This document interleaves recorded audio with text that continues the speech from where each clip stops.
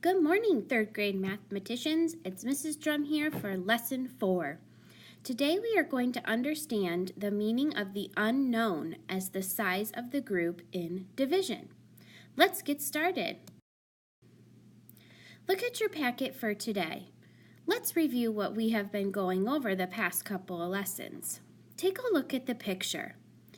Write an addition sentence, a matching multiplication sentence, and do you remember what numbers are called that you multiply together? Go ahead and fill this out and pause the video while you work. Replay when you are ready. I see that there are a total of 2 leaves in each group. So my addition sentence will be 2 plus 2 plus 2 equals 6. The multiplication sentence will be, if we remember, the number of groups is our first factor, and the size of the groups, which is 2, is our second factor. So 3 times 2 equals 6. Now, do you remember what the numbers that you multiply together are called? They are called factors. Let's take a look at today's application problem. Don't forget to show Mrs. Drum that you've read the problem. It says the student council holds a meeting in Mr. Chang's room. They arrange the chairs in 3 rows of 5. How many chairs are used in all? Use the RDW process. So, now that I read the problem, I'm going to draw a picture. Remember, rows are what you sit in at the movie theater. It says that there are 3 rows of 5, which means there are 5 chairs in each row. I'm just going to use circles to represent the chairs. So my multiplication sentence will be 3 rows times 5, and I can count by 5s. 5, 10, 15. So 3 times 5 is 15. Now I need to write it as a sentence. 15 chairs are used in all.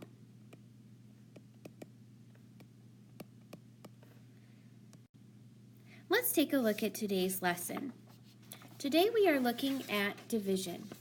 And division is the opposite of multiplication. And we remember that multiplication is repeated addition. So if division is the opposite of multiplication, that means it is the opposite of repeated addition, which would be repeated subtraction. Let's take a look at our problem. Number 1, it says Mrs. Hofline bought a new pack of 18 markers. She shared them with me by dividing them into 2 equal groups. Now I have a bunch of new markers for making our charts. Do you want to know how many she gave me? Let's think about, what are we trying to find? The number of groups or the size of the group? Use your counters to figure out how many markers she gave me. Before you begin, make sure you have 18. If you don't, please raise your hand and I will come around to help.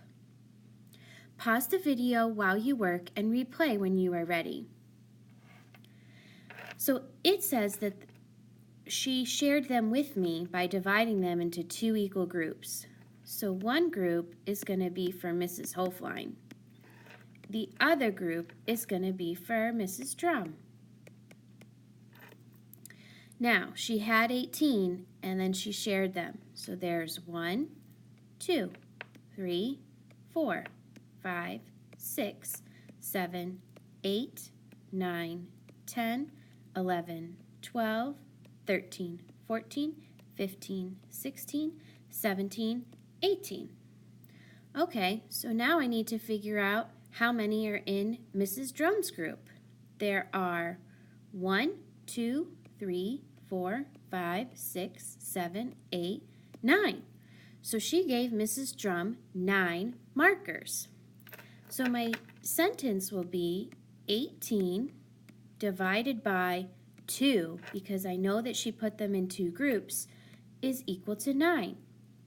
Now I'm going to write my sentence. She gave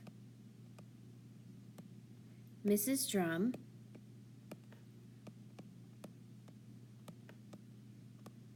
9 markers.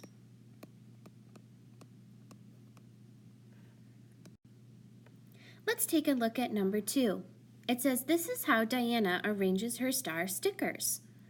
What does 12 represent in the picture?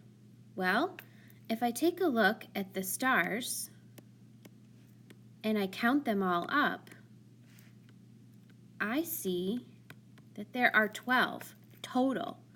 So 12 represents the total. 3, what does 3 represent? Well, I see 1 group, 2 groups, 3 groups. So 3 represents the number of groups. What does 4 represent? Well, I see that there are 4 stars in each group, so that is the size of the group. Next, write a number sentence to represent Diana's stickers where the answer represents the size of the group. So if I look back, I see that the size of the group was 4. So that means I'm going to divide by something, and my answer should be 4. So when I have a division problem, I need to start with the total, which is the largest number, just like I would in subtraction. So that would be 12. Then I'm going to use the other factor, which would be 3. So 12 divided by 3 equals 4. Next, it says to write a number sentence where the answer represents the number of groups. Well, if I go back and take a look at the number of groups, I see that 3 was that answer. So I know that my answer needs to be 3. I know that I need to divide a large number by something. Well, the unknown factor that we didn't use was 4. So 12 divided by 4 equals 3. So basically, I just wrote the fact family for this division problem. Let's take a look at number 3. It says, look at the following division equation. 8 divided by 4 equals something. 8 is the total, and 4 is the number of groups. What does the unknown factor represent? Well, we already have the total, we have the number of groups, and I remember from last time, we're missing the size of the group. Now we need to draw a picture to go with the division equation. Well, they said 8 was the total, 4 is the number of groups. So I'm going to draw 4 circles because that's the number. 8 is the total, so I'm going to mark 1, 2, 3, 4, 5, 6, 7, 8. So now I just need to figure out how many are in each group, and that would be 2. So 8 divided by 4 is equal to 2. Let's take a look at the problem set. It says 28 books are divided into 4 equal groups. There are blank books in each group. Go ahead and count how many books are in each group. Pause the video while you work and replay when you are ready. So there are 1, 2, 3, 4, 5, 6, 7. There are 7 books in each group. Take a look at number 4. Blank cups are divided into blank equal groups.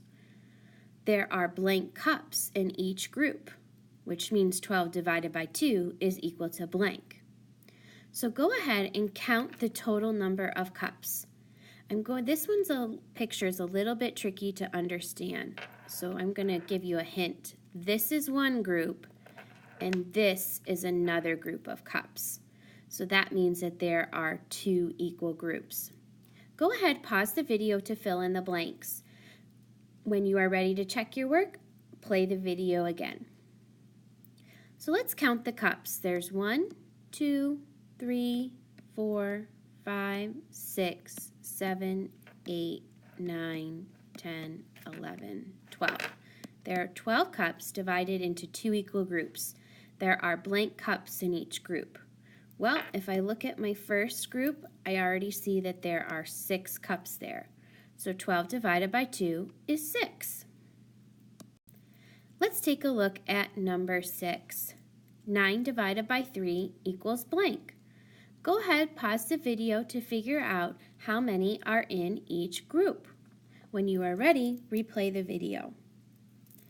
So I see there are 1, 2, 3 cars in each group. So 9 divided by 3 is equal to 3. Number 8. It says Charlie picks 20 apples. He divides them equally between 5 baskets. Draw the apples in each basket. Now, I know that your picture does not come out as nicely as mine did. So why don't you just draw the apples underneath the baskets? Then go ahead and fill in the blanks. There are blank apples in each basket. 20 divided by blank equals blank. Pause the video while you work and replay when you are ready.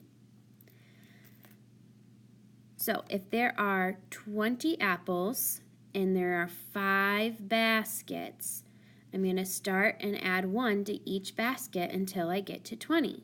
So 1, 2, 3, 4, 5, 6, 7, 8, 9, 10, 11, 12, 13, 14, 15, 16, 17, 18, 19, and 20. So there are blank apples in each basket. I see that there's 4. So 20 divided by 5 is equal to 4. You did a great job today. Your assignment is to finish the problem set number 1, 3, 5, and 7. You do not have to do number 9, so go ahead and cross that out. Check your work with the answer keys at the front of the room, then complete the exit ticket. Make sure you turn the exit ticket in and take a look at the must-do and can-dos board. Great job today. I'll see you tomorrow for another lesson.